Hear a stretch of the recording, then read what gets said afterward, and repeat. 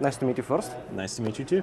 Normally I don't have a list of questions. I'm sorry for the guys.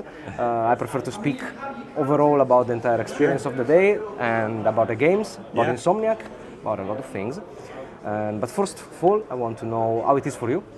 Be on it with Spider-Man 2, how it was the overall experience for you guys in Insomniac.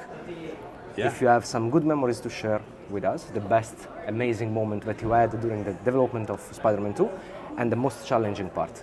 Well, I'll say today has been amazing. I walked around with a huge grin on my face, getting to see people playing the game for the first time, because you work on these things for a really long period of time.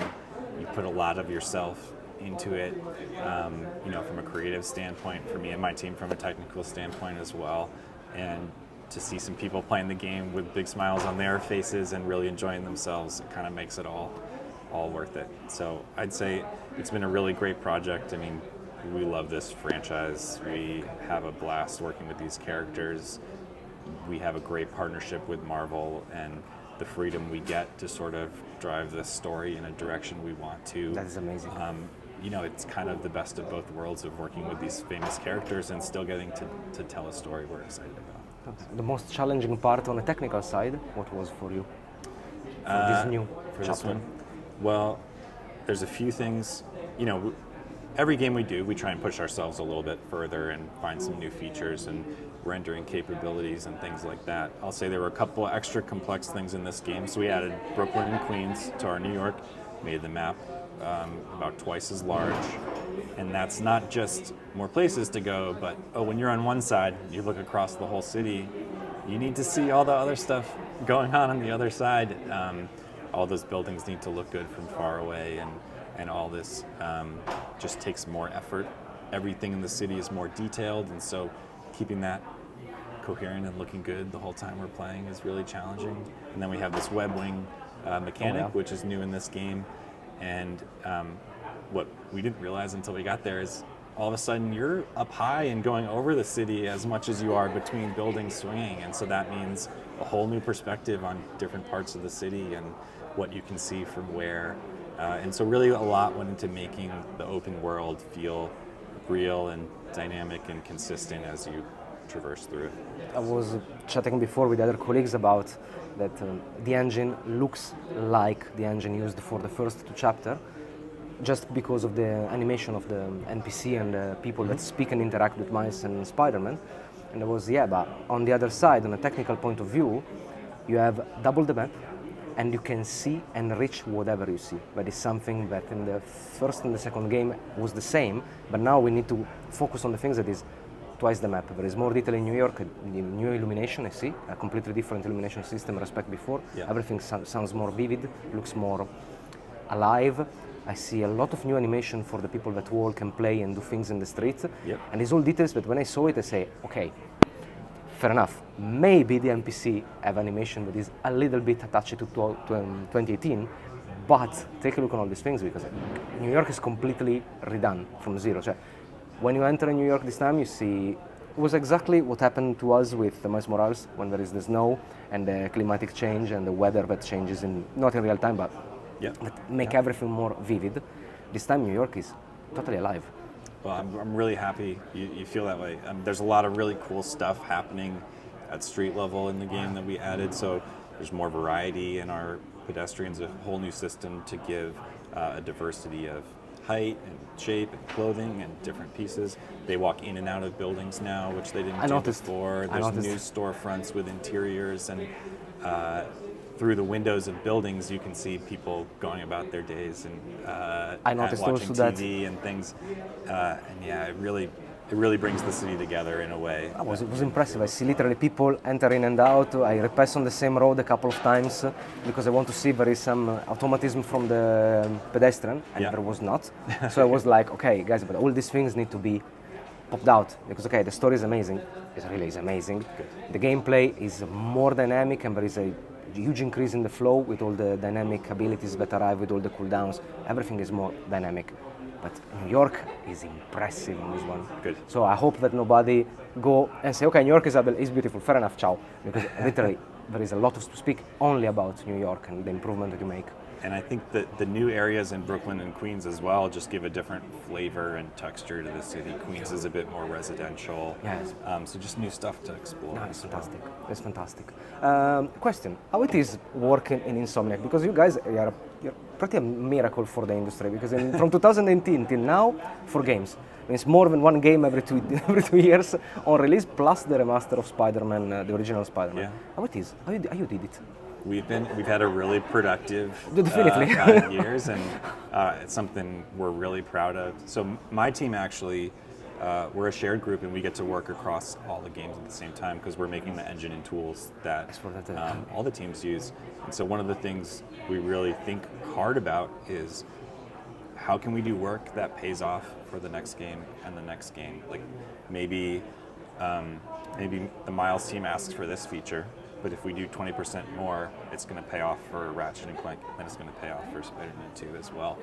And really being careful and thoughtful about what we do, and trying to keep all these different teams working in productive ways all at the same time. It's literally incredible. You see So some development team that take 4 years, 5 years for make one game till the other.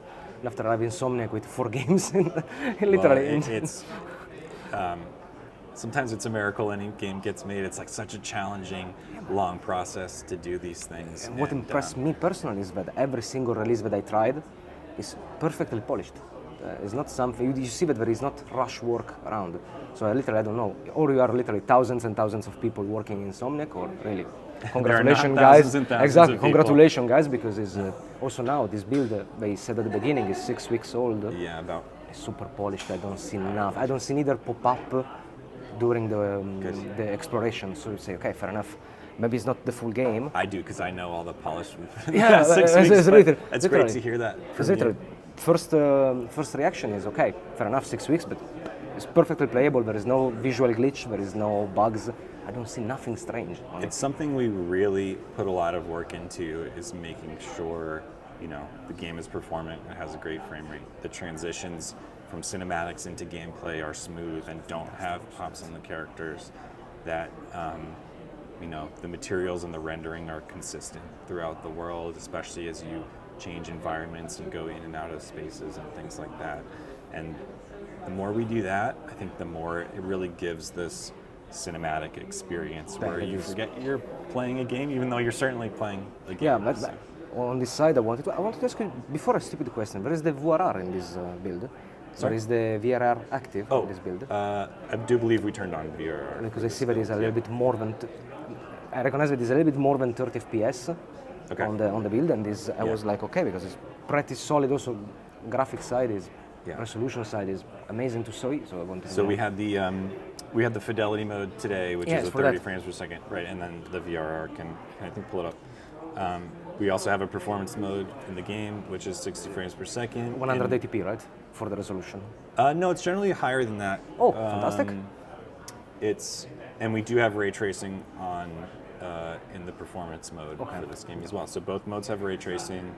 The resolution is variable in both, depending on what's going on in the game, to help maintain that consistent rate. But in general, it's higher. And on a technical point of view, the possibility to change in real time between Miles and Spider-Man, how it was? Because that is something that, in my opinion, would be a pretty big challenge for the team to realize it in real time. Because it's literally Did you real get to time. do it when you were real playing? time? It's literally real time. It's really fun, and there's some awesome transitions. We since doing these games on the PlayStation 5, we don't have the subway loading scenes that we had in the original game, which were kind of fun to do. Having Pete, hanging upside down in a subway car and reading paper. So our version of this time is, as you do those transitions, you get to see them doing, different fun things around the city, whether it's, lying sideways on a building or in a hammock or something like that. So it's possible to meet each other. If I use Spider-Man and I reach the point where I left Miles, it's possible to meet each other. Because that I didn't try. To meet each other. Oh, to meet each other. Well, there's certainly times in the game where you are doing combat together, and you have team up moves with each other. I think there was a clip of one of those in the video earlier. So there are definitely parts in the game where they're both. Yeah, because around I was doing curious stuff. in the moment that I swap if the other character remain physically in the map or not. Yeah. But I was just good. I didn't have the chance to try it. Sure. There are opportunities where they should. Because I wanted to try, but didn't have the chance. I don't want to spoiler me I too know, I much know. about the games. There are some really fun moments through the story of the game, certainly, where you're swinging along and you have the other Spider-Man swinging next to you, and it's a really cool feeling that you definitely didn't get in the first couple of games. On my side, I think I'm okay. Okay. I wanted to know overall for you how it is, everything, how it is to be today, but you answered me at the beginning. Oh yeah, it's just a blast. If you are hyped for the launch, if you will take holidays in Insomniac before or later, because I think that maybe We it's are time. gonna be, man, it's something about having worked on this for years where you just want to put every ounce of effort you can into what players are going to play day one. So we are packing it in to make the best build we can. I was speaking with a developer from Delala recently, and he told me the same thing. He said, we finish a project, I send all the team in holidays for some weeks, and on Friday we release the game, on Saturday we start the holiday, on Saturday morning I start the meeting for the new game.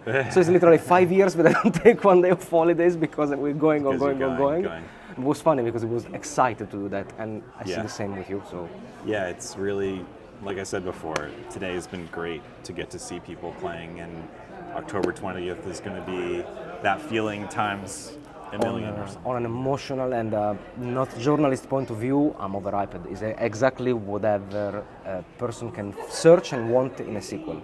That's so good to hear. As a fan, that is my answer. As a journalist, will be more pragmatic, more objective in search of details and things. But as a fan of the brand from when it was released on the day one, is exactly what I wanted from a sequel, on a personal point of view. So you cannot make something more or better. You can make something more, but at that point you cannot make a Spider-Man 3. So I prefer to see a small improvement like this in a setting that continue to be more alive and with a story that is solid and is wow, because for what I see now is pretty well done again. Good. So it's exactly whatever we can expect from a sequel on a fan side.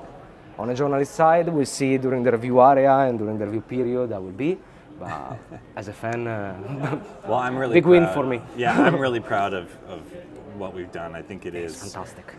Honestly, it fits with the other games. It adds a ton more to do. Like you said, in every area, it's not just, oh, we made one thing better, but there's fun new traversal mechanics, there's fun new combat mechanics, there is the whole story, the city feels bigger. Also, on the story point of view, is incredible how the story of Miles and the story of Pete go together like a DNA, there's DNA so much circuit. more of that too. And they remain attached to the character. So Miles, when you play with Miles, the story, the vibe of the story, the vibe of the surrounding is exactly like Miles Morales games, and the one of when you play with Peter Parker is exactly like Marvel Spider-Man. So it's incredible how they can cross together these two lines and give you vibe from two games that is different in terms of the narrative. So I'm excited for you to see the rest of it. I cannot wait. I honestly cannot wait. Thank you for your time. Thank you. It was a pleasure.